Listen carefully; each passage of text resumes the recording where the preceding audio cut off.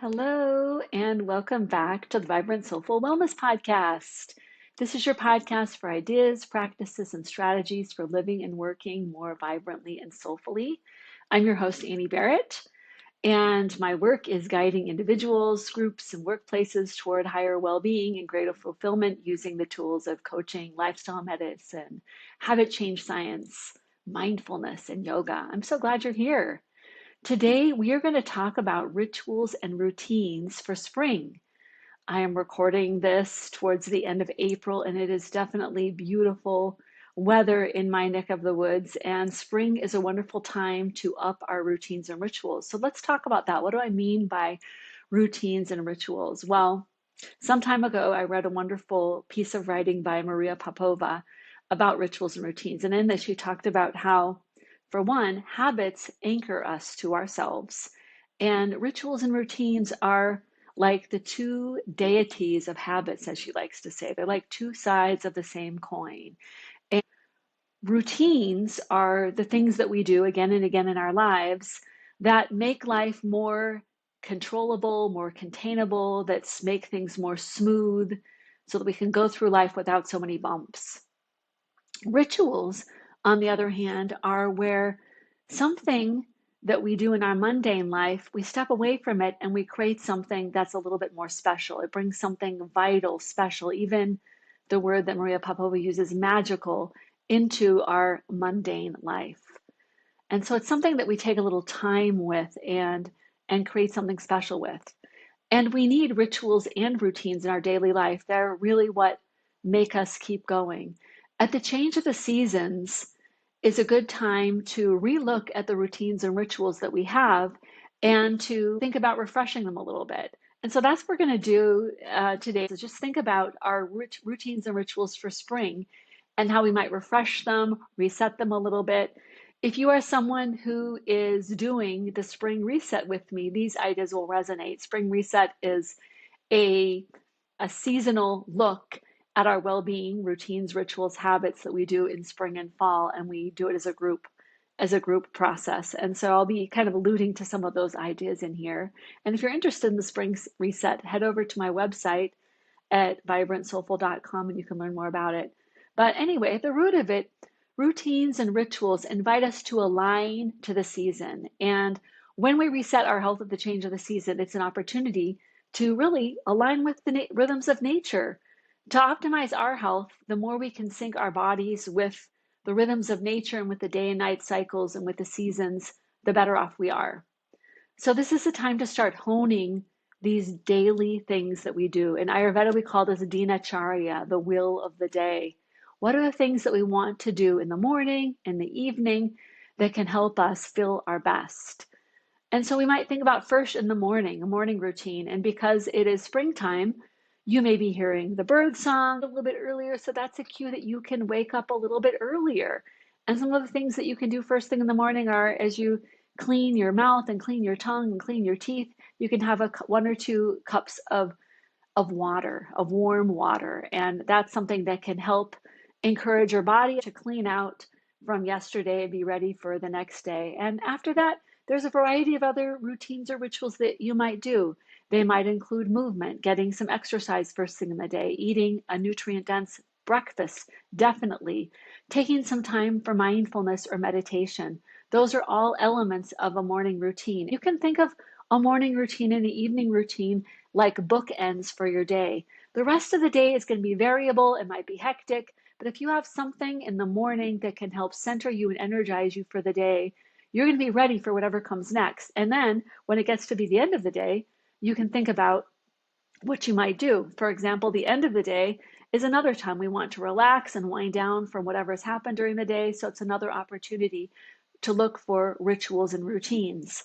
For example, having done some meal planning and making sure that you're getting an earlier, lighter dinner that isn't too late. When it's springtime, you may be creating some time to be outside in your garden or take a walk. You may be taking the time to get together with friends. And as it gets closer to your bedtime, doing something that helps you wind down. For example, having some journaling time, having some meditation time, having some time reading, some time away from your screen. Some of the best routines and rituals that we can come up with are things that take us away from screen and more into the real world and more connecting with our own bodies. So morning routines and rituals, evening routines and rituals, and then what about the middle of the day? Checking in with yourself in the middle of the day, taking the time for as I like to say, a proper lunch break where you really can nourish yourself and give yourself a pocket of calm and relaxation before you go on to the next thing. Maybe you'll even have time to take a walk, but creating some kind of a routine and ritual for yourself in the middle of the day is really important. And then, of course, this is the time of the year in the spring where we can bring in more opportunities for movement and exercise. These may be attached to the things that we do in the morning and the evening, or they may be things that happen weekly. For example, a class, a walking group, a running group. But this is the time where the weather is in our favor to be outside doing something active, whether it's walking, biking, fitness in the park, or yard work. All of those are good things to bring into our routines and rituals for the springtime. And along with that, thinking about how physical activity improves our circulation and recognizing that in the spring, if we're looking forward to doing we have some summer fitness goals that include bigger hikes or activities that take a little bit more strength. This is a good time of the year to start to push ourselves a little bit more physically with a little bit more intense workout. And so you can think about what you might do to enhance your physical activity in the spring. And the springtime, even though there is so much light, it is ongoingly a good opportunity to start to reset your rest and sleep, especially if you're getting up a little bit earlier. You may also feel you can start to wind down a little bit earlier. And it's important any time of the year, but particularly in the spring when we may be a little bit more busy.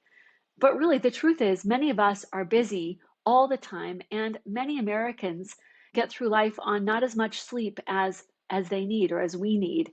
We sometimes don't give sleep the attention that it deserves. And so making sure that you take some time to tap into your fatigue, to recognize that when you're tired, it's a natural sign from your body, just like hunger and thirst. We don't want to push through it. We want to get enough sleep. That's crucial for our health.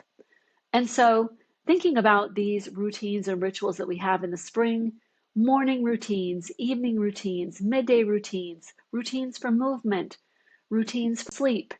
And we can also think about routines for what we eat, because spring is a really good time to start lightening up our diet. And we'll find that without our even thinking about it, we start to crave things like salads that are naturally going to detox us, fresh greens, fresh vegetables as they come into season, fresh fruits as they come into season.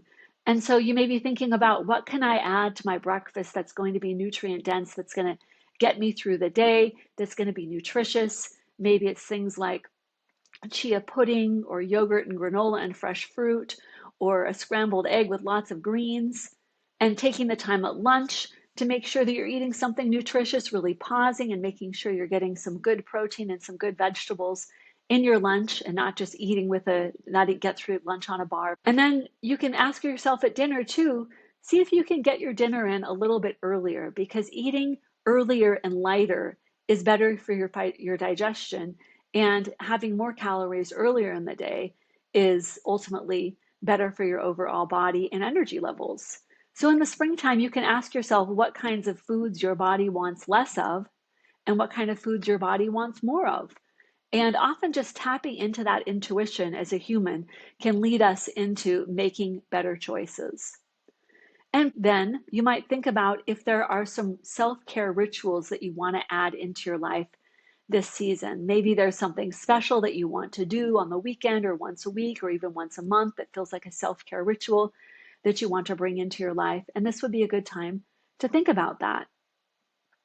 So these are all some ideas for you for upping your routines and rituals in the spring, and recognizing that the spring is a wonderful time to reset these things.